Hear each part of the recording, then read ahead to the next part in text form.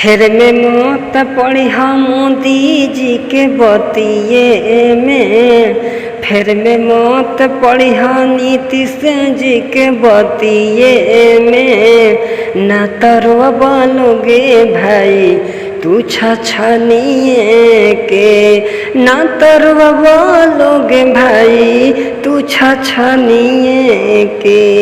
अब की बात में नहीं हो दोनों जाना के बतई हो, कहाँ गईल रोजगार दोनों जाना से तू पूछी हो।